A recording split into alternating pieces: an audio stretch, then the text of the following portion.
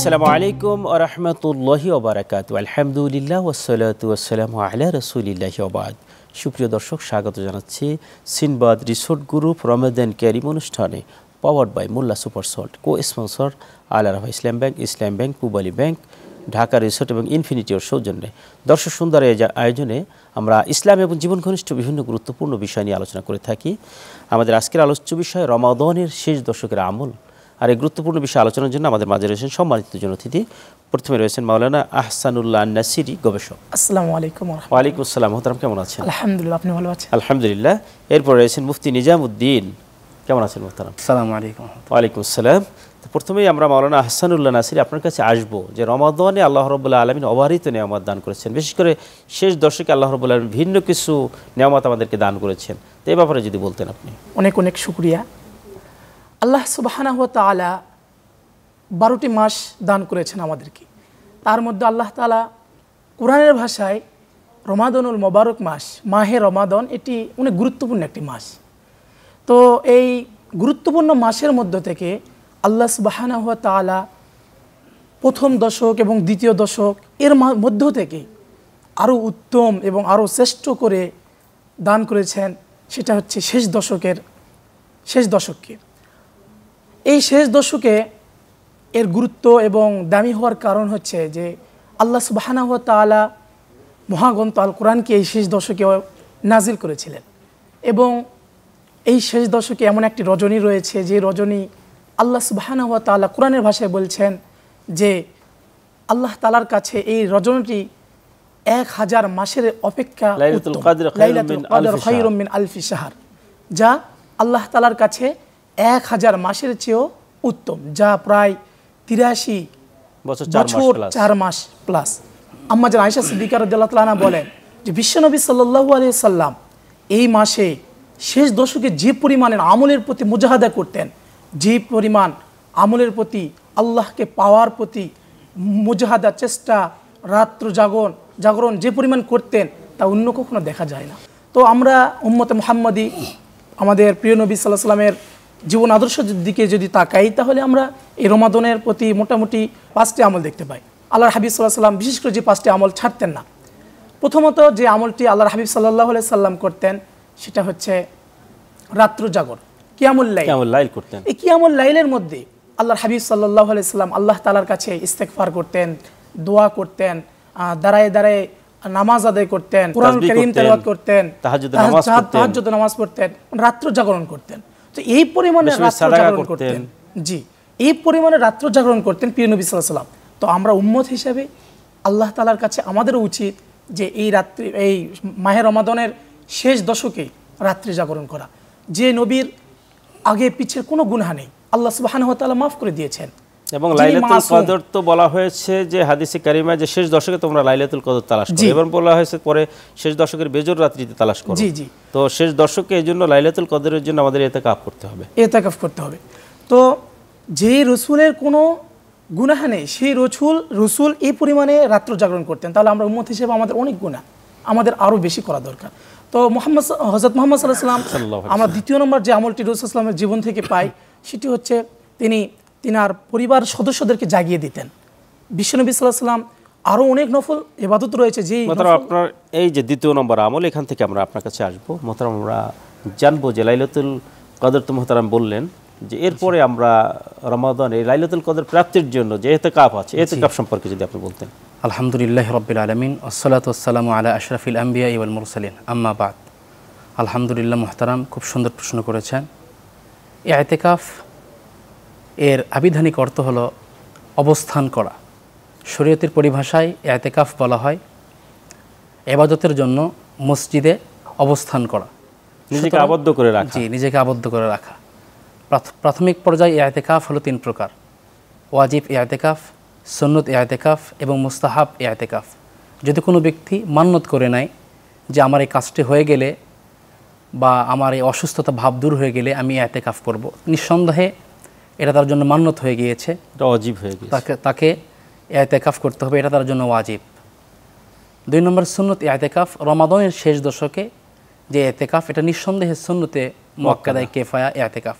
এছাড়া যে ইতিকাফগুলো আছে 2-4-5 ঘন্টা 10 ঘন্টা বা কেউ যদি একদিনে নিয়ত করে, এটা নিঃসন্দেহে মুস্তাহাব ইআতেকাফ।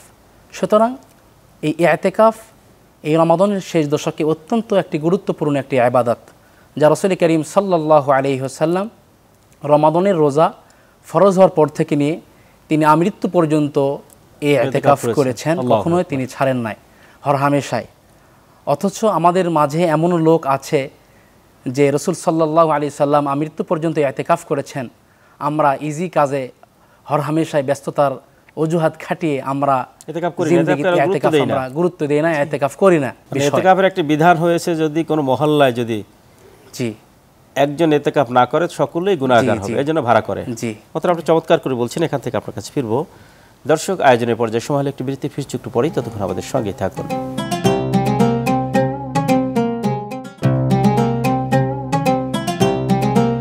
দর্শক, বিরতির পর আবার স্বাগত জানাচ্ছেন। আপনারা দেখছেন Sinbad resort group, Ramadan Kareem, powered by Molla super salt, co sponsor Islam bank, Al Arafa Islam bank, Pubali bank, Dhaka resort এবং ইনফিনিটির সৌজন্যে। আপনি যে বিষয়ে বলছিলেন ইআতেকাফের। জি, ইআতেকাফ, যারা ইআতেকাফ করবেন রমাদানের শেষ দশকে আল্লাহ রব্বুল ইজ্জাত ওয়াল জালালের সন্তুষ্টি অর্জনের জন্য, যারা ইআতেকাফ করবেন আল্লাহ রব্বুল আলামিন তাদের জন্য 5টি ফজিলত রেখেছেন। নাম্বার 1, আল্লাহর হাবিব সাল্লাল্লাহু আলাইহি ওয়াসাল্লাম বলেছেন, মান ইআতাকাফা ইয়াওমান ইবতিগাআ ওয়াজহিল্লাহি জাআলাল্লাহু বাইনাহু ওয়া বাইনান নার সালাসা খানাদিক আবআদা মিম্মা বাইনাল খাফিকাইন। আল্লাহর হাবিব সাল্লাল্লাহু আলাইহি ওয়াসাল্লাম বলেন, যদি কোনো ব্যক্তি রিজাই মাওলার স্বার্থে একদিনের জন্য আল্লাহর সন্তুষ্টি অর্জনের জন্য যদি ইআতেকাফ করে, তাহলে আল্লাহ রাব্বুল আলামিন তার কাছ থেকে জাহান্নামকে 3 খন্দক দূরে সরিয়ে দিবেন। সুবহানাল্লাহ, সুবহানাল্লাহ। সাহাবায়ে কেরামরা আল্লাহর হাবিবকে জিজ্ঞাসা করেছেন, ইয়া রাসূলুল্লাহ, 3 খন্দকের দূরত্ব কতটুকু? আল্লাহর হাবিব সাল্লাল্লাহু আলাইহি ওয়াসাল্লাম বলেছেন, আসমান থেকে জমিন পর্যন্ত যত দূরত্ব, তার চাইতেও দ্বিগুণ দূরত্বকে 1 খন্দক বোঝানো হয়েছে। তাহলে যারাই ইআতেকাফ করবেন আল্লাহর সন্তুষ্টি অর্জনের জন্য, তাদের জন্য 3 খন্দক দূরত্বে জাহান্নামকে আল্লাহ পাক দূরত্ব করে দেবেন, অর্থাৎ সে জান্নাতের অতি কাছাকাছি চলে যাবেন। সুবহানাল্লাহ। 2 নম্বর ফজিলত, যে ব্যক্তি আল্লাহ পাকের সন্তুষ্টি অর্জনের জন্য রমাদানের শেষ দশকে ইআতেকাফ করবে, আল্লাহ রাব্বুল আলামিন তাদের আমলনামায় কবুল 2টি হজ এবং কবুল 2টি উমরার সমপরিমাণ সওয়াব আল্লাহ রাব্বুল আলামিন দান করবেন। যে ব্যক্তি ইআতেকাফ করলো, সে যেন অনেকটা লাইলাতুল কদরকে সে পেয়ে গেল, তার কাছে পাওয়াটা যেন সুনিশ্চিত হয়ে গেল, সুনিশ্চিত।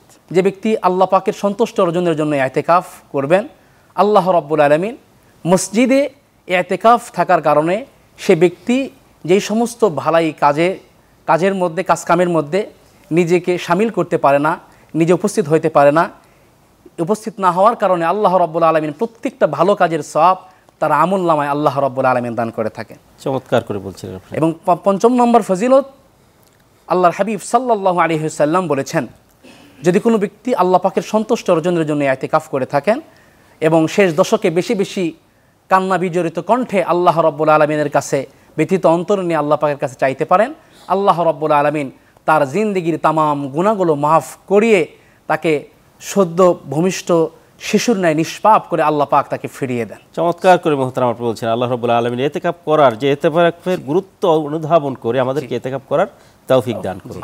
আমরা সর্বশেষ মোহতারাম আপনার কাছে আসবো, যে রমাদানে তো আপনি বেশ কিছু আমলের কথা শাইখ বলছিলেন, আপনি রমাদানের শেষ দশকের যে আমলগুলো বলছিলেন এগুলোর ব্যাপারে, বিশেষ করে লাইলাতুল কদরের ব্যাপারে যদি বলতেন। আল্লাহ রাসূল সাল্লাল্লাহু আলাইহি ওয়াসাল্লামের জীবদ্দশায় আম্মাজান আয়েশা সিদ্দিকা রাদিয়াল্লাহু তাআলা আনহা বলেন যে আল্লাহ নবী সাল্লাল্লাহু আলাইহি সাল্লাম যেদিন থেকে প্রিয় নবী সাল্লাল্লাহু আলাইহি সাল্লামের উপর রমাদানুল মোবারক মাস ফরজ হয়েছে, রোজা, রমজান মাস ফরজ হওয়ার পর থেকে তার জীবদ্দশায় কখনো তিনি আপনার ইআতেকাফ ছাড়েন নাই। তো ইআতেকাফ করার একটি উদ্দেশ্য, সেটা হচ্ছে লাইলাতুল কদরকে তালাশ করা। লাইলাতুল কদর কোন দিনে হবে এটা আমরা নির্দ্বিধায় বলতে পারবো না, তবে আল্লাহর হাবিব সাল্লাল্লাহু আলাইহি সাল্লাম তিনি কিছু আংশিক আমাদেরকে জানিয়েছেন, সেটা হচ্ছে নির্দেশনা জানিয়েছেন যে তোমরা মাহে রমাদানের শেষ দশকের বেজর রাত্রগুলোতে তোমরা লাইলাতুল কদরকে তালাশ করো। তো আমাদের সমাজে প্রচলিত রয়েছে যে আমরা 27 তারিখের রজনীতে মনে করি এটাই লাইলাতুল কদর, এই মনে করি আমরা সবাই লাইলাতুল কদর মনে করে মসজিদে ভিড় জমাই। বাকি আরও যেই সমস্ত আমাদের রজনীগুলি পার হয়ে যায়, আমরা একটাবার ভ্রুক্ষেপ করি না সেদিকে। তো আমাদের জন্য উচিত হলো যে আল্লাহ তাআলা কুরআনুল কারীমের মধ্যে বলছেন লাইলাতুল কদরি খায়রুম মিন আলফি শাহর, এটি এমন একটি মাস যে মাসটি প্রায় 83 বছর 4 মাস প্লাস ইবাদত করলে যে সওয়াব হয়, সেই সওয়াব আল্লাহ সুবহানাহু ওয়া তাআলা ওই এক রাত্রিতেই ইবাদত করলে দান করবে। তো এই এত এত এত বড় একটি দামি রজনী, এই রজনীটাই আমাদেরকে তালাশ করা দরকার। এই জন্য আমাদের সাহাবায়ে কেরামের মধ্যে থেকে একজন সাহাবী আল্লাহর রাসূলকে জিজ্ঞাসা করেছেন, ইয়া রাসূলুল্লাহ, আমাদের তো হায়াত কম, অথচ বনী ইসরাঈল বা পূর্ববর্তী উম্মতরা তো 1000 বছর বা এরকম বিশাল দীর্ঘ হায়াত পেতেন। এবং তখন আল্লাহ রাব্বুল আলামিন হাবিব বললেন যে, এবং তাদের আমলটা সম্পর্কে বলেছেন যে তারা দীর্ঘ 83 বছর পর্যন্ত তারা যুদ্ধ করত দিনে, আর রাত্রে আল্লাহ পাকের ইবাদত করত, এত কঠিন ইবাদত করত। তখন আল্লাহ রাব্বুল আলামিন এই আয়াতে কারিমা নাজিল করে জানিয়ে দিলেন, যদি তোমরা একটি রাতে আমল করতে পারো তাদের এই 83 বছর 4 মাসের আমলের সমান সওয়াব পেতে পারো। আলহামদুলিল্লাহ। মোহতারাম, আপনি চমৎকার আলোচনা করছিলেন, আপনাদের উভয়কে মোবারকবাদ জানাচ্ছি। দর্শক, আসলেই যদি আমরা রমাদানের এই শেষ দশককে কাজে লাগিয়ে আমরা আমাদের জীবনকে পরিবর্তন করতে পারি, জীবনের নৈতিকতা, আদর্শ এবং হিউম্যানিক কালচার, মানুষের নৈতিকতার মানকে ডেভেলপ করে আল্লাহ রাব্বুল আলামিনের দরবার উপস্থিত হতে হবে এবং পরকালে আল্লাহ পাকের সম্মুখে প্রতিটা বিষয়ের আমাদেরকে হিসাব দিতে হবে, এটা যদি সামনে রেখে আমরা আমাদের জীবনকে করতে চাই, তাহলে অবশ্যই আমরা রমাদানের এই শেষ দশকের আমলগুলো করে আমাদের নিজেদেরকে ডেভেলপ করব, সে আশাবাদ ব্যক্ত করে আজকের মতো এখানেই বিদায় চাচ্ছি। هذا ما عندي ولا علم عند الله عليه توكلت وإليه أنيب. السلام عليكم ورحمة الله وبركاته.